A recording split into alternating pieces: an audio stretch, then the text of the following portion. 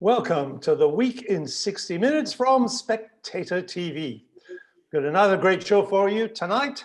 We're going to be joined, we hope, by Professor David Nabarro. He's Special Envoy on Covid-19 for the World Health Organization, the WHO. He reports directly to the Director General. The Spectator's home team is also on hand to analyze the latest local restrictions in Britain and their political ramifications.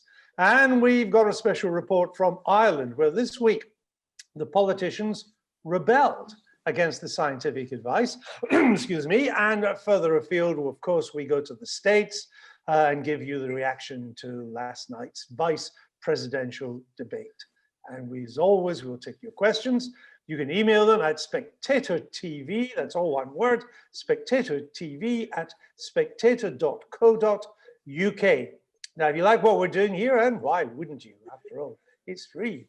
You can subscribe to the Spectator's YouTube channel for free as well. If you're already watching on YouTube, just tap the Spectator TV logo at the bottom right-hand corner of your screen. You'll then receive a notification whenever a new episode is aired. We'd like to give a very special thanks to Charles Stanley for supporting this episode. Charles Stanley is one of the UK's leading wealth management firms and one of the oldest firms on the London Stock Exchange. They'll look after your money. Now, Ireland, I mentioned that at the top of the show. Throughout the pandemic and across the world, politicians have paraded their top scientists, some may say even hidden behind them to justify their COVID responses, always claiming to be following the science. But something very different happened this week when Irish scientific advisors told the Dublin government they needed to return to a full lockdown. The politicians, they said no. The Taoiseach, the Prime Minister, Martin, rejected the recommendation to revert to level 5, that's the maximum alert level in Ireland, while Deputy Prime Minister Varadkar said that the scientific advice hadn't been thought through, his exact words. So what's going on? I'm joined now by Pat Leahy. He's the political editor of the Irish Times. Pat, did anybody see this coming? It sounds quite dramatic. Well, it was pretty dramatic last weekend, Andrew, and if we were all taken by surprise by the sudden departure from the public health service, government's public health experts with their recommendation on Sunday that we should go to more or less back to the lockdown we saw for 3 months in the spring and early summer. But if we were surprised by that, if the country was surprised, the government was surprised by it as well. Only a few days previous to that, the public health experts who meet routinely and make a report to government had told the government that they didn't see any need to raise the level of restrictions at that point. That was on Thursday, and on Sunday they held a special meeting, albeit against the background of cases which have been rising pretty quickly over the last 2 weeks or so. And they made this shock recommendation that we should return to lockdown more or less immediately. Government rejected that, and not alone did they reject it, but they were highly critical, both privately, perhaps you might expect that, but also publicly, of the way that the public health experts arrived at their advice and more or less landed it on the government on Sunday without warning. There's an aspect of this that I think is worth just bringing to your attention for a moment, and that's that the head of the government's body of public health experts, a guy called Dr. Tony Holohan, who was very much the face of this strong medical and scientific advice to lockdown during the first phase in the spring. He's been off on compassionate family leave for the last number of months, but on Sunday he returned, actually a day earlier than he was supposed to return. He arrived, he was due back at his desk on Monday.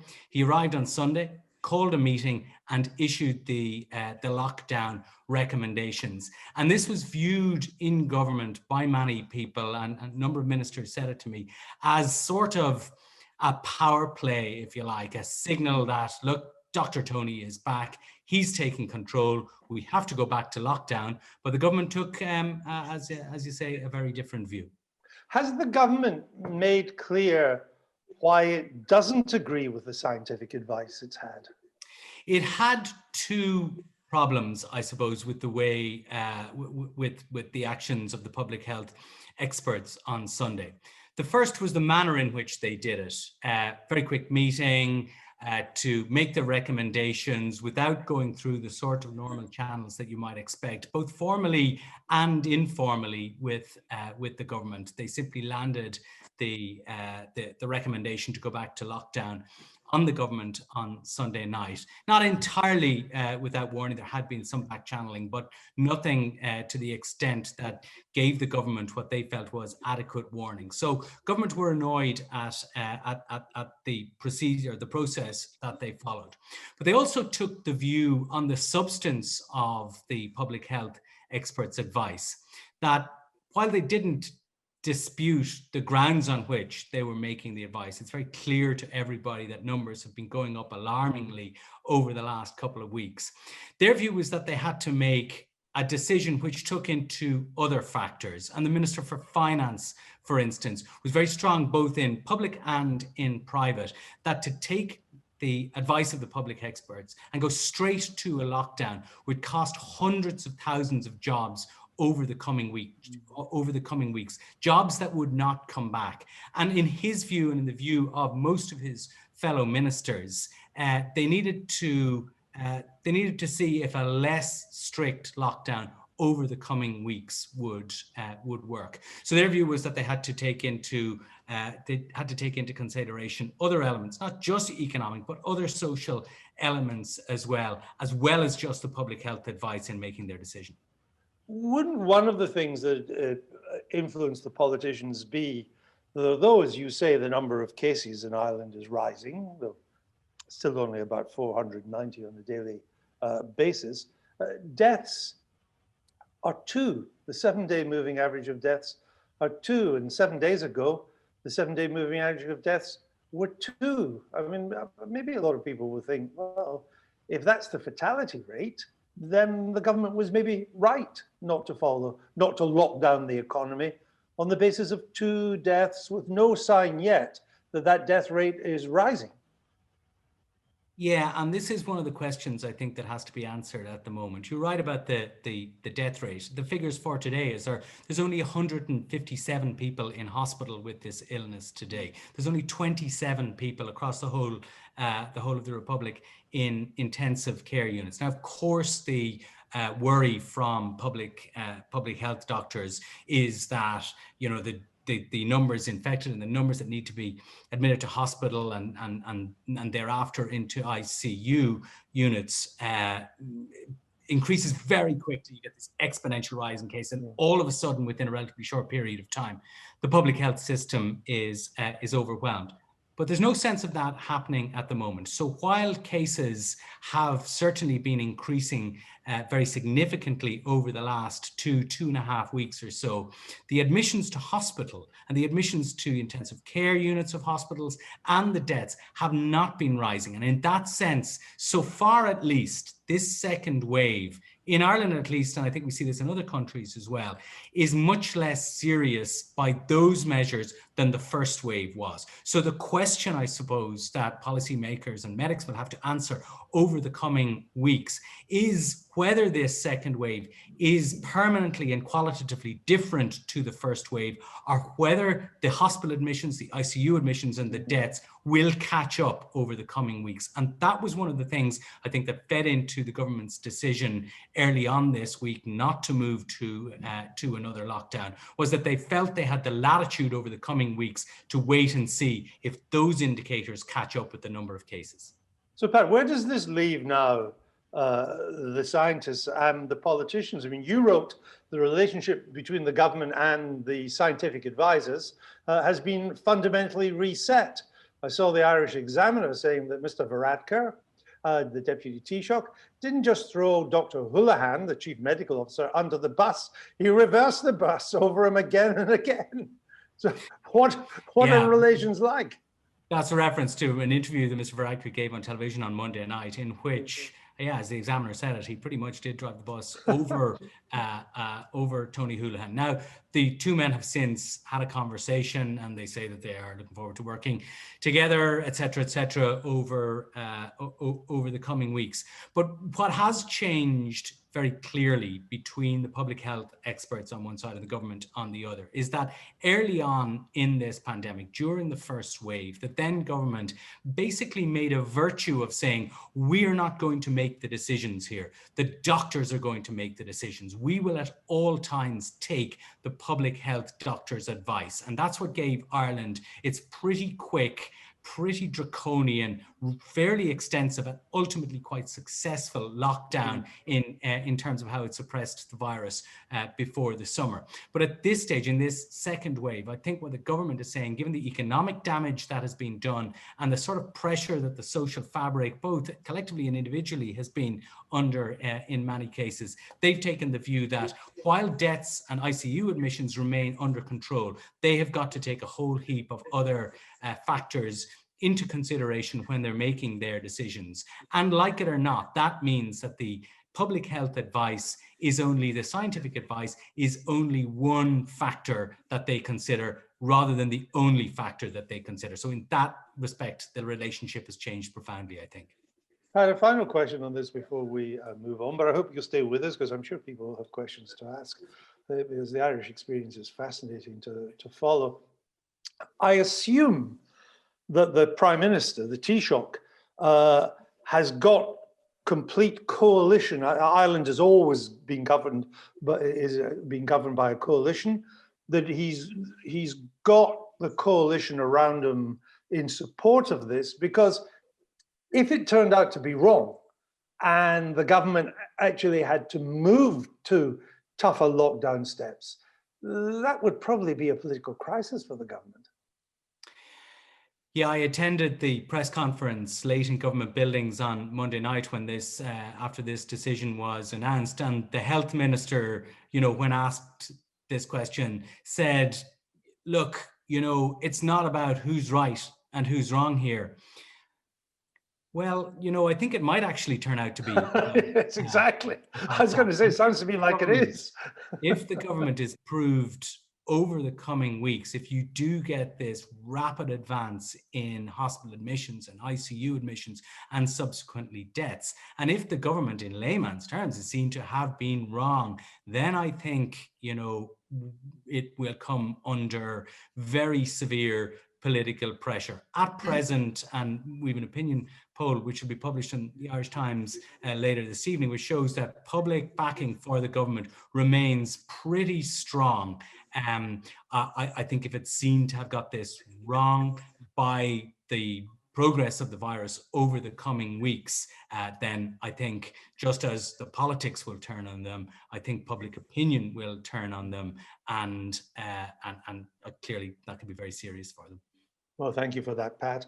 Professor David Nabarro is just joining us from the World Health Organization. I'm going to go to him in a minute, but I want to go to Katie first, because you've been listening to that. I would think there are a lot of Tory backbenchers and even Tory ministers watching this, and we know they do watch Spectator TV. I suspect a lot of them will be saying, well, I wish our government would stand up to some of these scientific advices. Would I be right, Katie? I think you would be right. I think we've seen with Sweden that you often hear Tory MPs saying, well, look, there is another way. We see that with the Swedish approach. So I think the fact that a government even closer to us is saying, we are thinking about going a different path, perhaps not the conventional wisdom, is something that is going to be picked up and just put pressure on Number 10 again. And it definitely, I think you have to bear in mind, Chris Whitty and Patrick Vallance, they are not particularly popular in the Tory backbenchers. I mean, there's a running joke that in a way they're holding Boris Johnson hostage. In fact, I think one of the best things that's happened to Dominic Cummings is Chris Whitty and Patrick Vallance, because they at least get half the backbench anger at the moment. So I think the fact that you have government saying, well, we need to balance more factors, will put pressure on Boris Johnson to not just take his advisors, the scientific advisors' words for gospel. Something which, again, very more popular than Boris Johnson right now, Rishi Sunak is seen as doing, weighing up lots of different options. So I think this will add to the arguments being put against the current Number 10 strategy. All right, Kitty, thanks for that. We're joined now by Professor David Nabarro. He is a special envoy to the World Health Organization on COVID. He reports directly to the Director General. Professor, welcome to Spectator TV. 36.5 million cases of COVID across the globe, over 1 million fatalities. Are we past the worst or not? Can we see an end to this yet or not? Thank you very much, Andrew, and I'd like to greet you and greet everybody. Sorry for being a bit late. No problem. To go straight to the question, no, we're not past the worst of it. My own view is this virus is actually towards the beginning of its relationship with the human race. Our estimates suggest that possibly as many as 10% of the human population so far have been exposed to it. There's still 90% of the human population, an awful lot of people who are susceptible to it. So we're saying that we really do have to learn how to coexist with this virus in a way that doesn't require constant closing down of economies, but at the same time, in a way that is not associated with high levels of suffering and death. It's what we're calling the middle path. And the middle path is about being able to hold the virus at bay whilst keeping economic and social life going. And we think it's doable, but we also think that it requires a really high level of organization by governments and remarkable degree of engagement by the people, both of which in some countries is proving to be quite difficult. Indeed, and I want to come on to that. And I'm fascinated by how you describe it as the middle way, and who's doing it right, and who should take more interest in the middle way, Professor. But let me ask you this, because you take a global view of these things. Am I right in saying that at the end of the day, we didn't really have a proper global response to this, that individual countries, in the end, they went their own way? Would that be unfair, or is that accurate? No, it's totally right. Actually, it's explicable. Firstly, this is a brand new virus. Indeed. It's absolutely not like any other virus that those of us who've been involved in infectious diseases have encountered before. Even the SARS virus of 2003 was different from this one. And because it's new, we're learning about it all the time. So it's not surprising that quite a lot of governments said, well, the WHO is having to learn about it and they don't really know, so we'll go our own way as well. And we've already heard, even on this program, that there are quite wide variations. My own view is that that's short-sighted. If you're dealing with a common enemy, and this virus doesn't change whether it's in Britain or in Bahrain, it's still the same virus. We should surely be working on it together. But the reality is it's been a remarkably uncoordinated and disjointed response. Tell me more about this middle way you were talking about, because as we look back, we can see when the pandemic began to gather speed, most major economies went for a lockdown. And people accepted that, but there was a real fear of the unknown. We don't know much about this. This seems to be the right way forward. We better do that. And then we, and by we, I don't just mean Britain, I mean France, Spain, even America, and other countries too, outside the Western Hemisphere. They began to pull back a bit from lockdown. And it seemed to be that we were getting a little bit back to normality. And then the cases started to rise, and the instinct of governments was then to move back, not necessarily to national lockdowns, but to a variety of different kinds of lockdowns. People are now beginning to think if this is the right response, that we know more about this virus now than we did before. We know it's rarely fatal for young people, but it is often fatal for those who are over 70s. Yeah. And maybe what we've learned now ought to inform our policy. Yeah. Is that the middle way? Well, it's almost. I'm not going to go on long because you'll cut me anyway, but here it goes. The middle way is really trying to make certain that we put in place robust defenses against this virus so that if it does start to build up anywhere, we can catch it quickly and we can suppress outbreaks fast. To do that, we need really two things. One is very well organized, localized infectious disease control services. Sometimes they're called public health services. It's not hospitals, but it is testing, contact tracing, and isolation. The backbone to controlling this kind of thing is always testing, contact tracing, and isolation. The second part of it is involving local actors as much as possible, because trying to dealing with small spikes of disease is best done locally. It's not best done from some central control center. And thirdly, it works best if people are as on-side as they possibly can be. It does mean really leveling with people, saying, actually, the only way we can do this is all of us pulling together. Physical distancing, face protection, hygiene, isolating if we're ill, not going off to work or to the pub if we're feeling rotten, and protecting those who are most at risk. If we can combine those various steps, what we call doing it all in our organization speak, then we can get on top of it. That's what East Asian countries have done. Indeed. What Germany is doing pretty well to good effect. That's what parts of Canada are doing. And that's the approach that we believe should be adopted. We think lockdowns only serve one purpose, and that is to give you a bit of breathing space. So you just stop everything, the virus stops moving. And while you've got that breathing space, you should be really building up your testing, building up your contact tracing, building up your local organization, so that as you release lockdown, you're bound to get more cases, but you can deal with it really, really elegantly. At the moment, Western Europe's not quite there, but it could get there. And I actually have a lot of hope for Ireland. I've done a lot with Dr. Houlihan and his team. And I think they've got a good chance, actually, of being able to do it, hopefully without having to do another lockdown, but just localized movement restrictions in place. Well, what did you make of the Irish politicians, the Irish government saying to its scientific advisors, no, we're not going to do that? It's right that there should be interplay between the public health doctors and government. In the end, government has to take responsibility for balancing what might be seen as the trade-off between health and the economy. Our line is to say, let that be temporary. What we want you to do, because this virus is going to be around for quite a long time to come, is work out how you can keep the economy going and keep the numbers of disease cases down. And I suspect that's what's going to happen as a result of this latest wobble. They'll find an accommodation, and county by county, Ireland will get on top of this virus.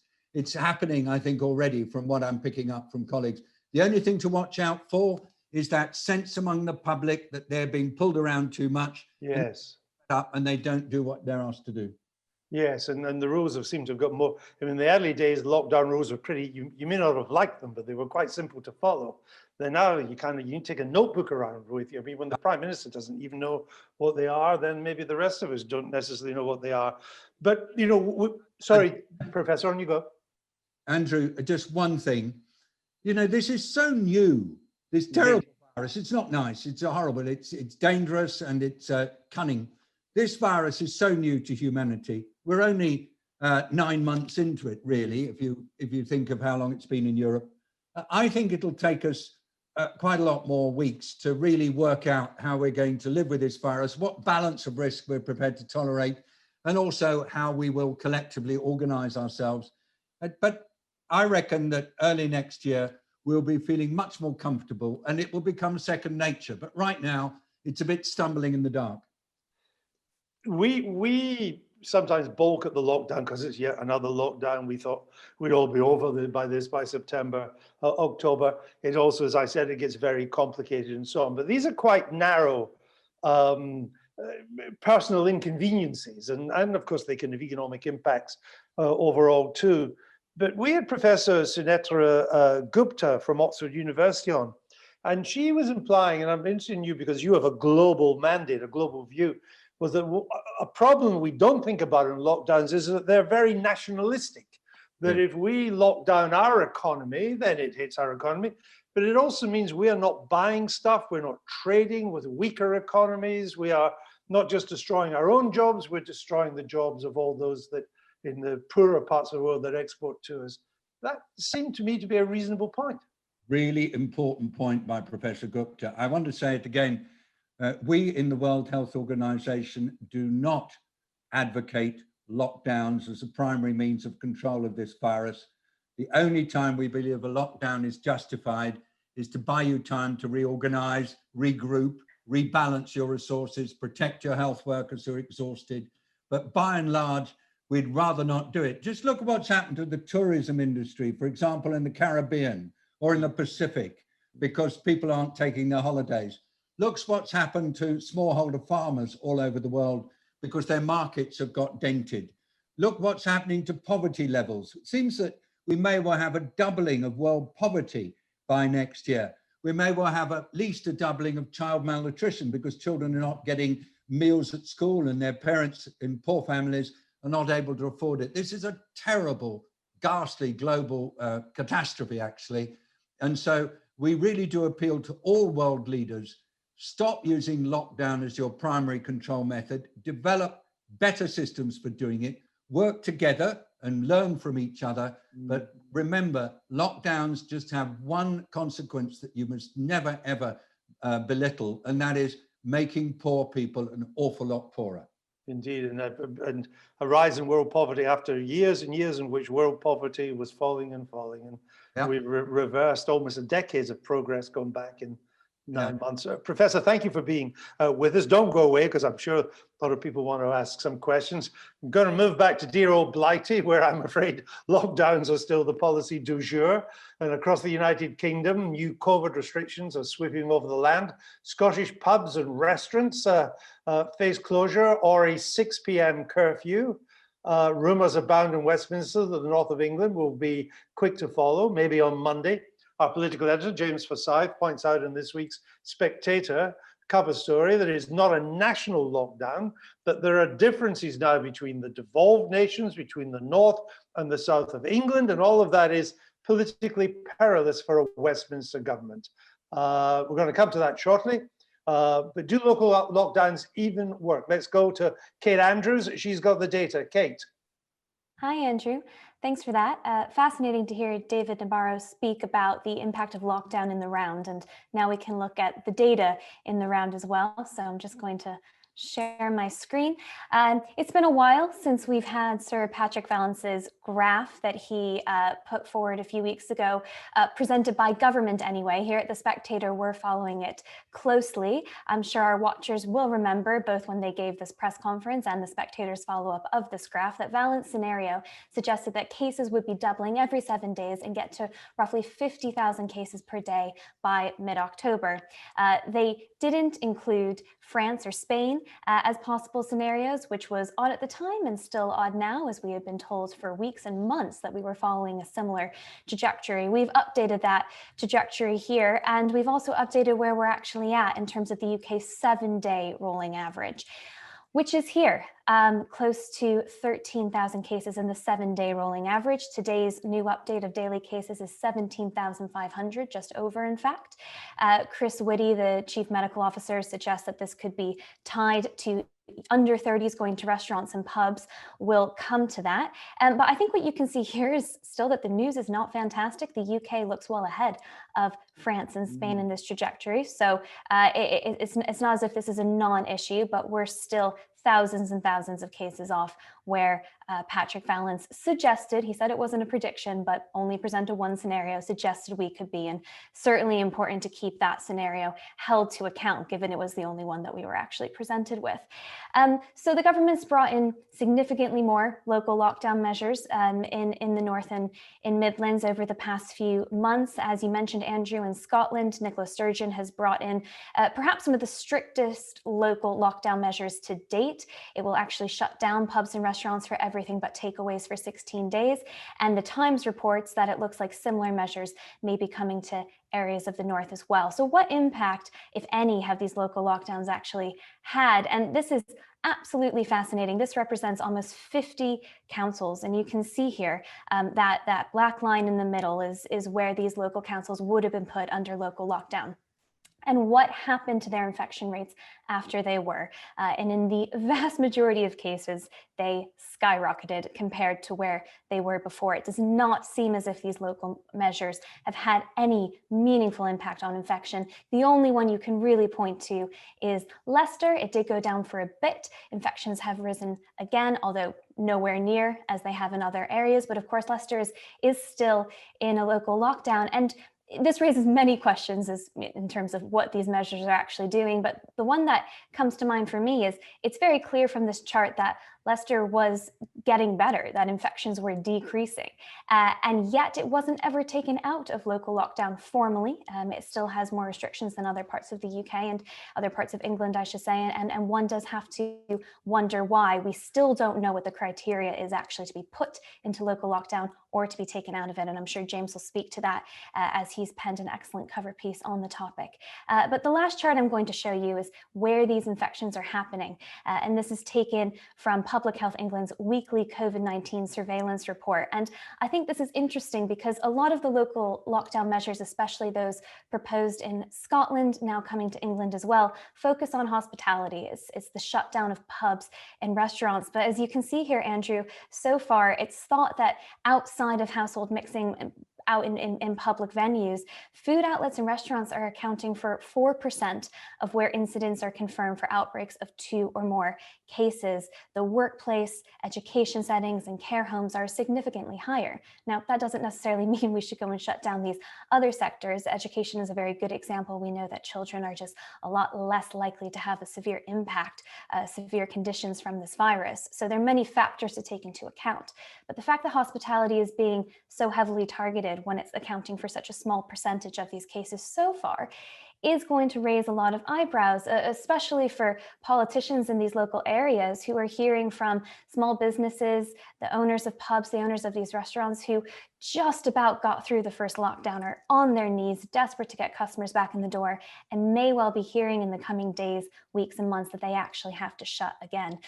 So on that note, Andrew, I'll stop sharing my screen and hand it back over to you. All right, thank you for that, Kit. My main takeaway there is that infamous Whitty Valens projection, not prediction, but projection, as you rightly say, the only one that they gave us. We're now on October the 8th. They projected until the middle of the month, about the 15th, I think, or the 13th. We're nowhere near that, but we are worse at the same stage than France or Spain. That is interesting. It is interesting, and it raises an important point. If you don't level with the public and make clear what the actual problems are and lay out several different kinds of scenarios, ones that are perhaps not the worst case, but more likely as to where you're going to end up, then the public can look at that data, reflect on that data, and perhaps change their behavior accordingly. But I think when you set out one scenario, especially one that is clearly designed to frighten people, they might not believe it in future. And as you can see from the graph that I showed, Andrew, the UK is not in a great place when it comes to infections, especially compared to France and Spain. But the problem is they set out the worst case scenario. So a lot of people are saying, well, we don't quite believe it. I see David Nabarro waving at me there. I think, David, come on in. Super quick. You see, I would really rather that instead of moving straight to local lockdowns, that it was instead local integrated responses. Because the way actually we help to get on top of these outbreaks, whether they're in care homes or in education or in hospitals or in factories or in prisons, is we do it by involving all the different local actors together. It may be involving religious institutions, churches, synagogues, not involving factories. It may be involving, of course, the local health officers. It may be involving community organization, but bring them together. And you know, I of the various places that you were highlighting, I know a bit about Leicester. And what I've really enjoyed watching the Leicester response is the quality of the local integration that has gone on in that city during the last few weeks, and the way in which it's meant really getting close to and involved with the different communities where there has been the virus spreading. And we think, from looking around the world, that's what really makes a difference, is when you get everybody coming together and saying, we're going to work on this with the local actors, and we're going to connect with them, if necessary, using different languages or using different idioms.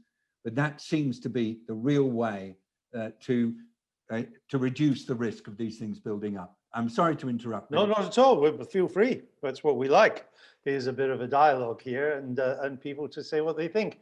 And we're going to stick local, because I'm delighted now to be joined by the Mayor for Middlesbrough in North Yorkshire, Andy Preston.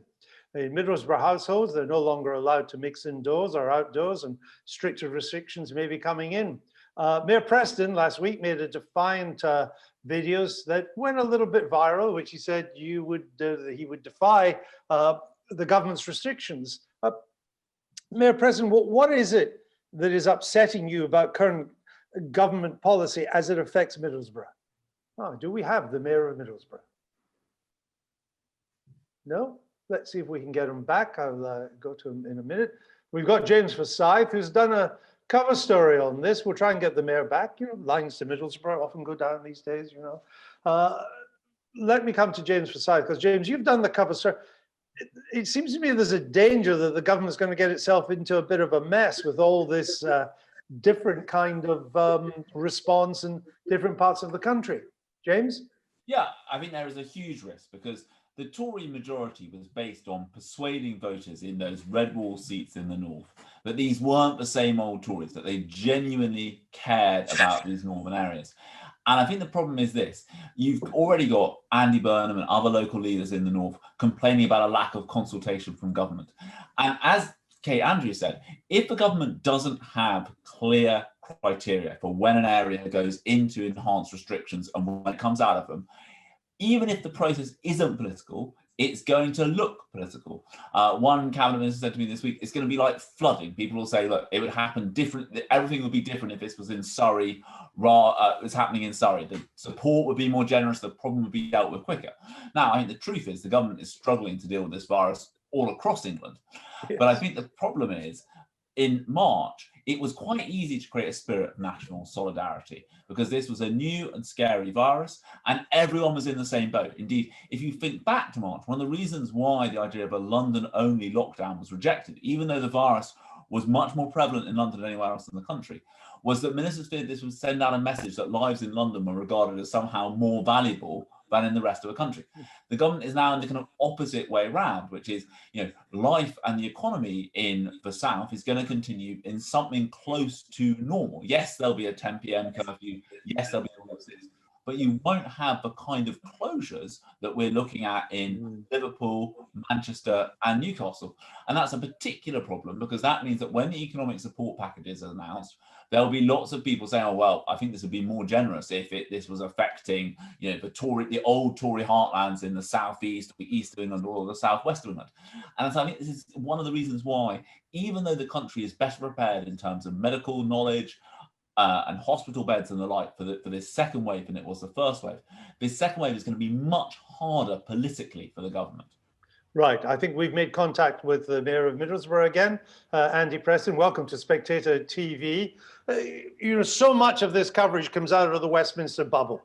But here you are on Spectator TV, the Mayor of Middlesbrough. How does it look from where you sit, and how does the government's response look? So what it looks from where we sit is there is a situation where people are nonplussed. I mean, as I think everybody said earlier, this thing was predicted to have caused mayhem and killed lots of people. And what most people know is that statistically the virus is spreading, but most people don't yet know anybody who's died. I think we have to take it incredibly.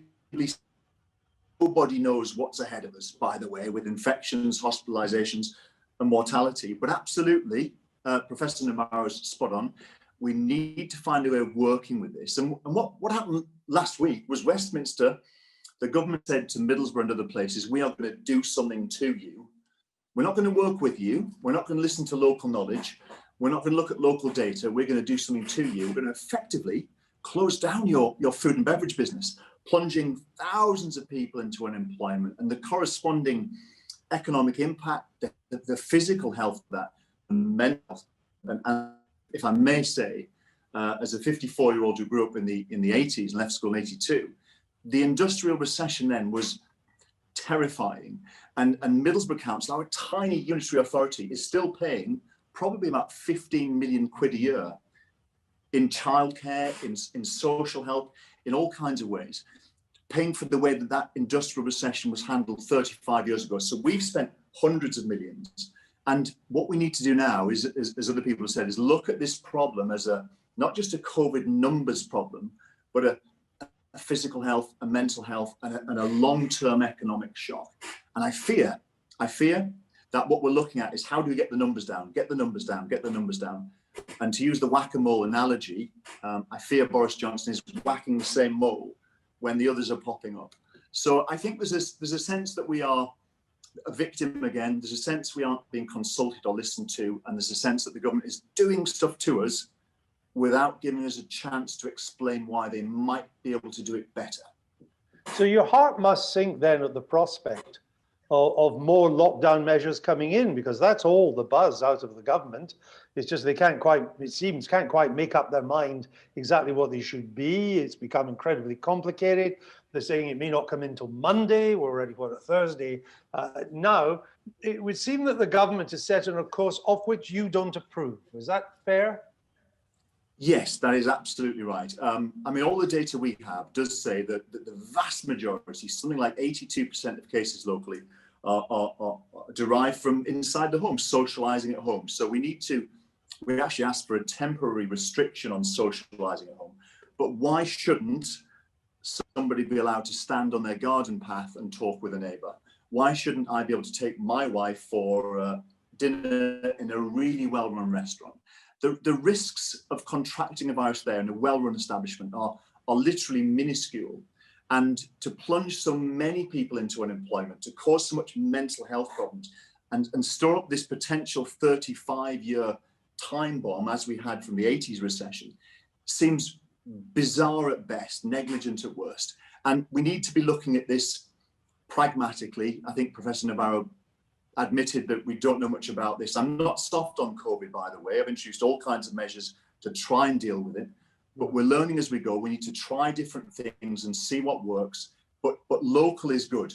We need central government and local government to work together. And that's the bit, Andrew, that's missing. The northern mayors, which have not been a power in the land since Victorian times, but you are a power in the land now. And you all, Labour and Conservative or Independent, you seem to be speaking with broadly one voice on these things. There may be details you differ about, but as I've seen from Andy Burnham in Manchester, for example, and others, there's broadly the same analysis and the same criticism coming out. Hasn't that cut any ice with the government? If you've got these mayors across political parties representing our great northern cities, hasn't that made the government think?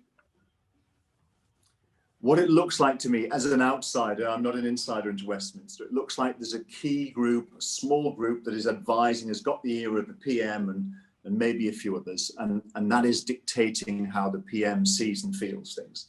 And that's rippling out across the country. It's crazy. And we don't want people to do exactly what we want, but we want people to listen to what we want and tell us why they can't do it. That's all we want. And they're not listening, Mayor. They're not listening. They're not listening at all. No, there hasn't been a single, despite what you hear otherwise, the truth is there has not been one conversation with a senior member of government or a senior civil servant with anybody in Middlesbrough or Hartlepool in the last few weeks. And yet the Tories are supposed to be the party of the North now. Well, I believe that there's a real will there from the Tories to level up. I do believe it. As an independent, I think that they want to do great things. But this is so difficult. It's a crisis. Governing in a crisis is a nightmare. At the beginning, in any crisis, what happens is everyone rallies around you. And that's what happened in the spring. Loads of popularity. It's now getting frayed. This is classic crisis behavior. And the government's own people are turning on, and this could go very, very badly wrong for the government and the country. And I think the easy way to fix it is start talking, start listening to a broader range of people, and start communicating. Very interesting. Well, Mr. Mayor, thank you for joining us. Don't go away. We're going to get some questions. Before we do, we'll take a quick segue across the Atlantic. It was the vice presidential debate last night between Senator Kamala Harris and Vice President Mike Pence. It's the only vice presidential debate so far. Normally, they don't matter very much, but for reasons to do with the age of the two candidates who are leading the Democratic and Republican tickets, suddenly who the vice president might be has become of much more important. Freddie Gray did without sleep, watched it happening, make sure that we knew what was happening ourselves. He's editor of the Spectator's American edition. He joins me now. Freddie, it was a proper debate. Unlike Mr. Trump and Mr. Biden, this was a good old-fashioned debate with even the odd fact thrown in. There was even the odd fact and even a little bit of policy discussed. At the same time, I'm not sure we learned that much about differing visions between the two parties about the future of America. What we did learn is a little bit about the two candidates. And I'd say that the overwhelming impression I had is that Mike Pence, who is still favorite to be the next leader of the Republican Party, the next nominee at the next major election, is actually a very accomplished performer. I see the polls are sort of split. Some people say Kamala Harris won, and I don't think she did badly, but I think overall, Pence was engaged, intelligent, and he spoke very fluently. And when you compare it to Trump's performance last week, I think he's not, I've never been a particular fan of him. I think he's always been quite dull, but he is actually an intelligent speaker. I agree with you. I thought Vice President Pence, he was more articulate and across the subject than I expected him to be. I expected Kamala Harris to be across it. She's very smart and savvy, and you know, is a policy wonk in some ways too.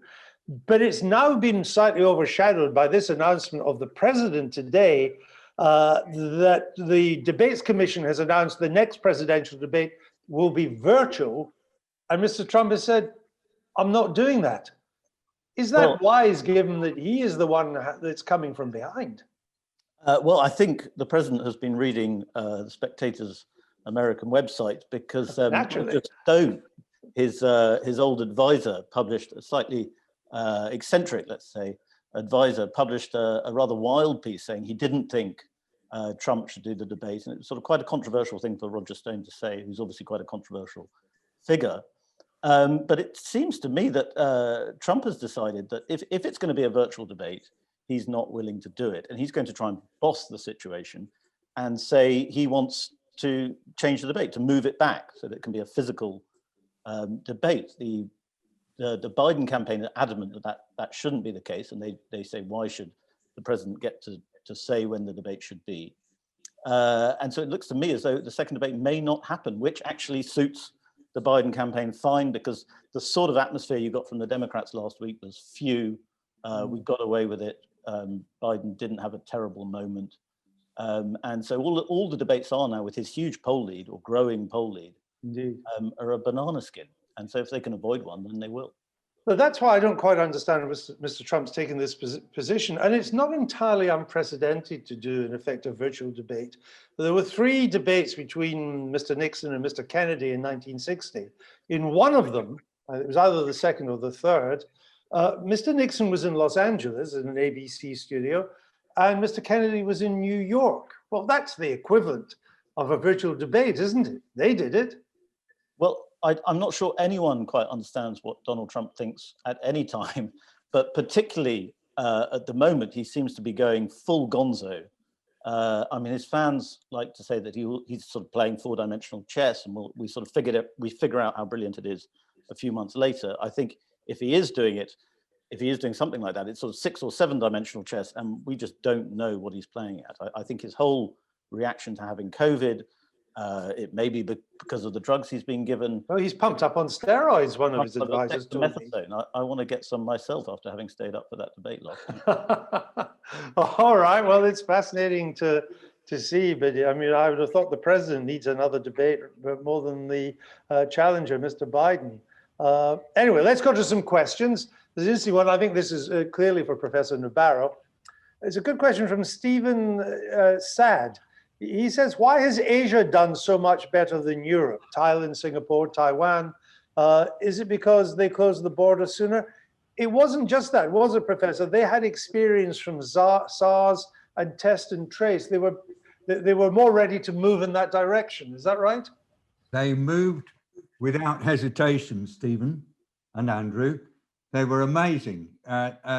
We actually watched what was going on in February, and we noticed 4 things from all these Asian countries. Firstly, they got their public on side, but not entirely through top-down pressure, even though that's how it's been sometimes reported, but it was a true sense among the public that we got to pull together on this one with distancing and masking. Secondly, they really developed their public health capacity like a honeycomb across the community.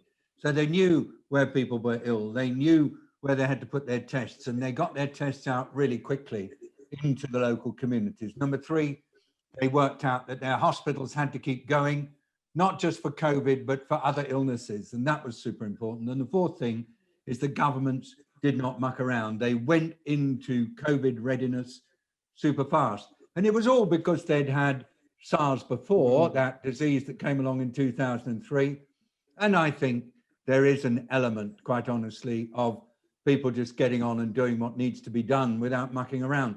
And just last point on this, that I've learned since this all started, that if you're quick and robust and deal with the problem just when there are a few cases, and yes, you have to do some fairly intense stuff, but it's still quick and right at the beginning, it's much, much, much easier to get on top of it than if you delay for 2 or 3 weeks wondering what to do. Because this virus just multiplies like anything, particularly when it's just starting. And then cleaning up if you waited 3 weeks is so much tougher. And that's why we see some of the countries that have been a bit slower or half-hearted in dealing with it have got a much nastier problem now than, for example, the ones that were quick and robust. Indeed, I was looking at the figures for Taiwan. They've had 1 new case of this week, a population of 22 million. They've had 7 deaths during the whole businesses and only 524 cases. It's quite remarkable there. Let me move on, Professor, because I've got a question here from Roland G. For Mayor Preston of Middlesbrough. He says, don't the city mayors need to have one united voice now, to be a single voice, to get together, nominate a single voice on this particular issue? Obviously, you disagree about a host of other things, and that way your voice would matter more to central government. Mr. Mayor. Clearly, if everyone agrees, then a single voice is very good. I'm not certain everyone does agree, but I saw Andy Burnham's comments today, and I think he's spot on. I mean, I would say that because he agrees with me, but I do think he's spot on. Andy Burnham is, as we know, he's a Labour man through and through, but he's a level-headed, popular, and widely acknowledged reasonable man. So Andy Burnham would be a phenomenal spokesman for me, and I would back him if he wanted to go to government. We do need to unite. It isn't an uprising of the North. It isn't about bringing a government down. It's just saying, let's work on this together. Let's use local skills, expertise and knowledge to sort our problems out. We'll all benefit. Katie Balls, a question for you from Alex Birch. Wants to know if the Tory rebels plan to vote down this 10 p.m. curfew for pubs and restaurants. And we know it's very unpopular. Has it been kiboshed because Labour's decided not to vote alongside the rebels? Katie. Yes, there are lots of Tory rebels who would love to vote down this 10 p.m. curfew. I think some of them are in cabinet, though they probably wouldn't actually go ahead with the rebellion. More talk about on the sidelines, but it's unlikely to happen because there was a moment when these rebels thought this week they might have the numbers, because at Prime Minister's questions, Keir Starmer, as you touched on, asked Boris Johnson for the evidence for the curfew, knowing full well there's not too much in the way of scientific evidence. However, the Labour leader has since signalled that he's not going to oppose it. So unless that changes, it looks very hard for the numbers to be there. But I do think we are seeing a slight shift in tone from Keir Starmer and how he provides opposition to coronavirus restrictions. So there could be chances for the rebels to come in the coming weeks to potentially work with Labour. James, the Tory view at the moment, don't they think things are a bit grim from a Tory point of view? Yes, undoubtedly. As one parliamentarian who's very close to Boris Johnson put it to me, fundamentally the Tory party is in a very unhappy place because half the party really dislikes these restrictions and the dominance of the scientists. I think Number 10's hope, as someone there said to me this week, is look, the logic of the numbers they think is undeniable, and they think that this rapid rise in cases will persuade people that Boris Johnson has to do what he's doing in terms of these lockdowns, local lockdowns. I think the problem is this. The problem is, the problem that Andy talked about, communication. There's a sense there's a kind of slightly arbitrary the way this is working.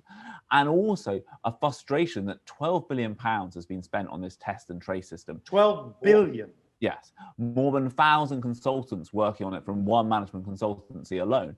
And yet test and trace seems to be really struggling to get on top of the virus. It's struggling to trace people's close contacts. And I think there is a feeling that, everyone was told as we came out of the first wave that, the way we were going to avoid lockdowns the second time round was that test and trace was going to get on top of it. Test and trace is clearly not doing that. And this isn't a kind of, this isn't a system on the cheap. This is a £12 billion system. That is more than 2 aircraft carriers. That's serious money. And I think there's real irritation that test and trace is not delivering. Interesting. Kate, Andrews, to begin with, politicians talked about we're following the science. But as the weeks and the months have gone on, it's become clear that there isn't the science. There are variant sciences. There are various opinions, and why would you not expect that? It's as Professor Nabarro was saying, it's a new thing. We're learning about it all the time. But it's quite clear now that science is quite divided on this. I've seen this what is rather grandly been called the Great Barrington Declaration after a town in New England. But it does involve leading professors from Oxford, Harvard, Stanford. It doesn't get better than that. They are against the knee-jerk reaction to go into further lockdown. There's a real debate taking place in the scientific community. And I would suggest it puts the politicians in a difficult position, because what side do they come down in? Who do they follow in the science now? Well, it reminds us that these are political decisions at the end of the day. You can take advice from anywhere you want, but at some point the leader has to make a decision. And I can imagine a world where the Prime Minister, number 10, might be listening to different scientists, some that we've even had on this program, Andrew. If our excess death rate in the first round of COVID-19 weren't so high, England had the highest number of excess deaths in Europe. The UK has had the largest economic contraction of any major country. The first leg of the race, so to speak, has not gone well. And let's not forget that the Prime Minister twice this week put on record on national television that he thinks there will be a game changer in the next 6 months. He told the MAR program that by next March there'd be this game changer. At party conference, he said by next September there won't be restrictions, there won't be social distancing. So he thinks something's gonna give. And if you do really hold that belief, then you don't mind being strict for another 6 months. And perhaps you do throw a lot more money at the situation to be able to do so because you think something's going to change. The problem, of course, is a lot of scientists out there think that there may not be a vaccine around the corner. We may have to learn to live with this virus for much longer. And in that situation, when you get to next March, what on earth do you do? Perhaps you have to change tack then, but it's much harder to do so when you've hunkered down in these strict lockdown rules for a year. Well, he sounds a bit like Chauncey Gardiner in Being There. Remember the Peter Sellers character who always said there will be growth in the spring? And that was taken to be a great meaningful insight by the president in that movie, but it turned out he just meant that the flowers came back in the spring. Pat Lee, let me go back to Dublin for a final take from you. How long, Pat, before we'll know if the Irish government took the right decision or not? I think if you look at, really it's a matter of weeks. Do you get that sort of, does the decoupling that has taken place between the rate of new infections and hospital admissions, ICU admissions, and ultimately deaths, does that continue, or is it just a question of the deaths and so forth catching up with the infections. And we know that, I think, within a couple of weeks. What the government has said, and I mean, I wouldn't like to give the impression earlier that there are no restrictions here. What the government No, of course not. I understand. Yes. doing was going to a full lockdown. There are still reasonably stringent restrictions. The pubs are closed for one thing, so we feel your pain on that regard. But what the government is saying is that it has to give these medium strength restrictions time to work. So there's been a big push now, and there will be over the coming weeks, to get people to actually observe the restrictions that are in at the moment. Big clampdown in recent days by the police on movement between parts of the country and so forth. And they think that if they can get cooperation and buy-in from people, because ultimately it's people's behaviors in their daily lives that will decide whether this thing spread, and then they can avoid going to the full lockdown. But really it'll be, I think, 2-3 weeks or so before we really whether they're successful. Well, I hope we can come back to you in 2 or 3 weeks and see what the state of play is. Final question, Trevor Pittman for Professor Nabarro. What is the status of the review into the origins of the virus? Where are we with that?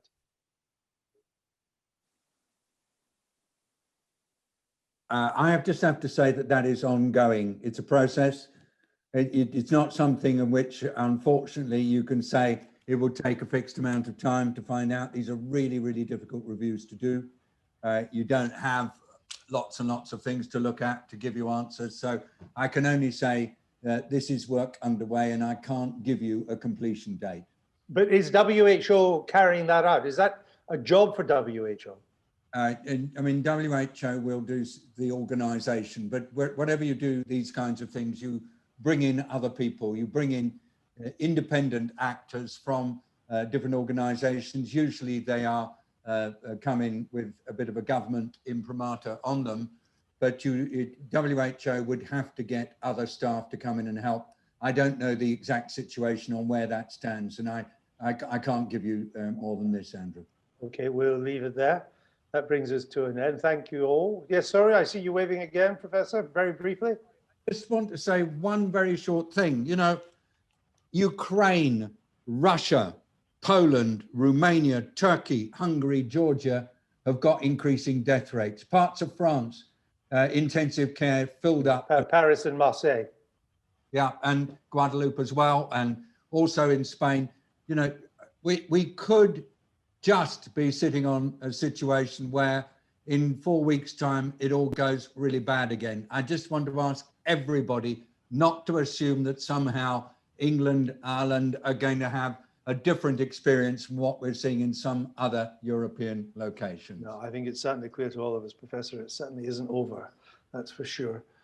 Thanks to you all, Middlesbrough, Dublin, London, France, the World Health Organization. We really are a global television broadcaster these days. Thanks to our guests. Thanks to all of you watching for joining the Week in 60 Minutes. We'd love to find out what you thought of it and how we could improve. Send your thoughts to SpectatorTV at spectator.co.uk. If you like this, remember to subscribe to our YouTube channel, The Spectator's YouTube channel. It's a surefire way not to miss any future episodes. You just click the Spectator TV logo in the bottom right of the screen. Thanks to our guests. Once again, a very special thank to our sponsor, Charles Stanley.